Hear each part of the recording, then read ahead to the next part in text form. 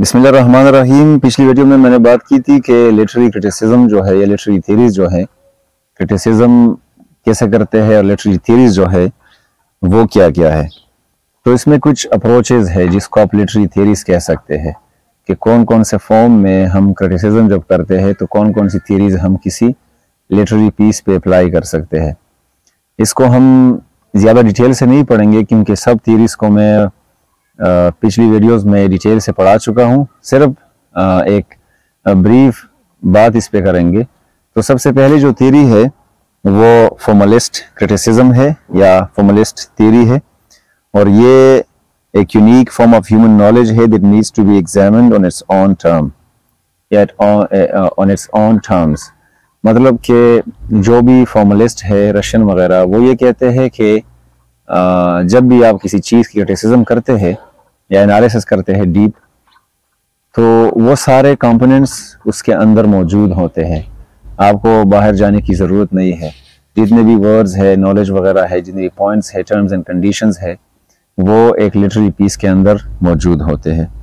और of particular interest to formalist critic और the elements of form, style, structure, tone, imagery etcetera that are found within the text. The primary goal for formalist critics is to determine how such elements work together with the text content to shape its effects upon readers. Readers पे जितने भी effects वो करते हैं वो एक text के अंदर मौजूद होंगे। दूसरा जो criticism है या theory है वो biographical criticism है, और ये approach जो है begins with a simple but central insight that literature is written by actual people and their understanding an author's life can help readers more thoroughly comprehend the work.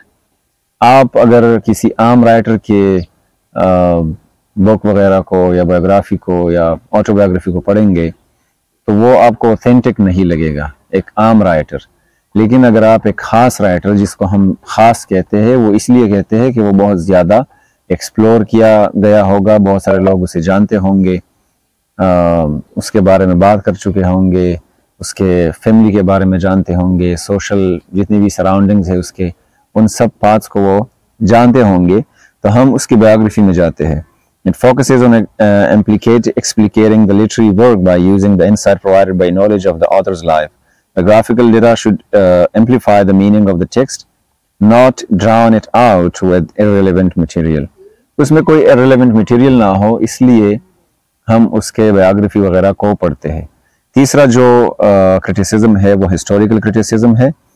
It seeks to understand the literary work by investigating the social, cultural and intellectual context that produced it, a context that necessarily includes the जितने भी उसके surroundings वगैरह है। उसके historical criticism में हम उस as में चले जाते हैं जिस एज में वो राइटर रह चुका है, जिस एज में वो राइटर लिख चुका है, जिस माशरे से वो मुखातिब हो चुका है, जिस माशरे में वो बड़ा हो चुका है। सराउंडिंग्स है या उसकी बायोग्राफी है, उसको हम टच करते हैं या उस एज में हम चले जाते हैं।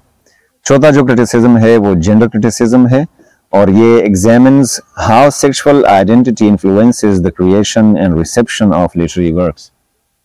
जेंडर क्रिटिसिज्म में आप सेक्स को देखते हैं कि ये मेल फीमेल है या किसी और टर्म का राइटर है, किसी और जेंडर का राइटर है। अगर फीमेल ने ये सब कुछ लिखा है तो उसमें वो जाहिर सी बात है फेमिनिज्म उसमें दिखाई देगी। अगर मेल ने लिखा है तो उसमें वो मैस्कुलिनिटी दिखाई देगी। तो इसलिए हम उसके जेंडर को देखते हैं, जांच पड़ताल करते हैं। इसके बाद जो 5th नंबर पे है वो साइकोलॉजिकल क्रिटिसिज्म है, और ये अप्रोच करता है उन सारी चीज़ों को जो आपके साइकोलॉजी के साथ रिलेटेड हो। सिगमंड फ्रॉइड जो है psychoanalytic theories changed our notions of human behavior by exploring new or controversial areas like wish fulfillment, sexuality, the unconsciousness or the unconscious in repression. Language and symbols operate by demonstrating their ability to reflect unconscious fears or desires. आप जब psychological criticism करते हैं तो आप psychology की बात करते हैं। अब बहुत सारे राइटर्स के बारे में कहते हैं कि ये मिसोजिनिस्ट है, बहुत सारे राइटर्स के बारे में आप ये सुनते हैं कि ये फेमिनिस्ट है, एंटी फेमिनिस्ट है, इससे ये सारी थीरीज आ जाती है, वो एंटी सोशल है, सोशल है, फेमिलियल है। तो ये सारी बातें आप तब समझते हैं और जानते हैं किसी राइटर के बारे में जब आप उसकी साइको एनालिटिकल थ्योरी पे जाए और उधर उसकी वो क्रिटिसिज्म करें। इसके बाद है sociological criticism, and that examines literature in the cultural, economic and political context in which it is written or received। आप उस सोसाइटी में चले जाते हैं। एक हिस्ट्री थी जिसमें आप सारे एंगल्स को देखते हैं। एक सोसाइटी है, अगर कोई बंदा अफगानिस्तान से ताल्लुक रखता है तो आप उस सोसाइटी में जाके उसकी इकोनॉमिक, कल्चर और पॉलिटिकल कंटेक्स्ट को देखते हैं, तो उसके बाद आपको वो पता चल जाता है। इसके बाद जो है वो मेथोलॉजिकल क्रिटिसिज्म है, the recurrent universal patterns underlying most literary works। Mythological में आप मिथ पे बात करते हैं, मेथोलॉजी पे बात करते हैं कि किसी राइटर ने किस किस मेथोलॉजी को एक्सप्लोर किया है और क्यों वो मेथोलॉजी को पसंद करता है, या उससे आपको कोई एग्जांपल्स देता है। ये सारी चीजें आपको उधर मिलेंगी। Mythological criticism explores the artist's common humanity by tracing how the individual imagination uses myths and symbols common to different cultures and epochs। दूसरे कल्चर्स में कौन से मिथ्स जो है वो कॉमन है और कौन से है जो कॉमन नहीं है। इसमें आर्chetype भी आ जाते हैं। आर्chetype क्रिटिसिज्म में आर्chetype जो है वो एक सिंबल होता है, कैरेक्टर होता है, सिचुएशन और image that evokes a deep universal response। इसमें भी चीजें है अनकॉन्शियसली आपके जहन में है, जितने भी दुनिया में लोग हैं वो कहीं ना कहीं एक दूसरे के साथ रिलेट करते हैं, उसके नेचर में वो सारी चीज़ें होती है।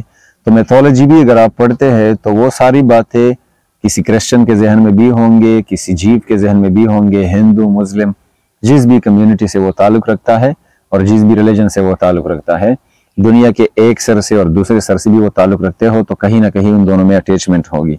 फिर रीडर रिस्पॉन्स क्रिटिसिज्म है और इसमें ये होता है जनाब कि to describe what happens in the reader's mind while interpreting a text.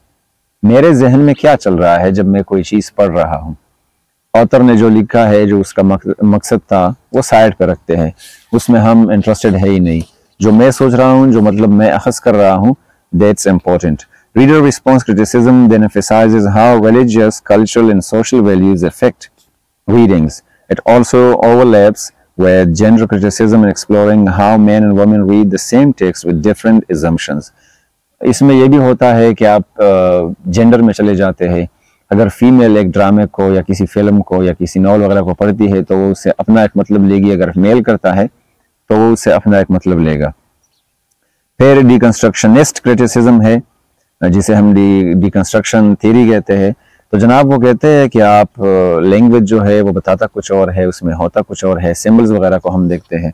Deep criticism करते हैं हम किसी लिटरेरी टेक्स्ट का। अच्छा, ये कुछ इंपॉर्टेंट लिटरेरी क्रिटिसिज्म्स थे या थ्योरीज थे जो हमारी डेली लाइफ में काम आते हैं, हम इस पे बात करते हैं। आई होप कि आप लोगों को इस वीडियो से थोड़ा बहुत फायदा मिला होगा। अगली वीडियो तक अपना बहुत सारा ख्याल रखिए। Thank you very much.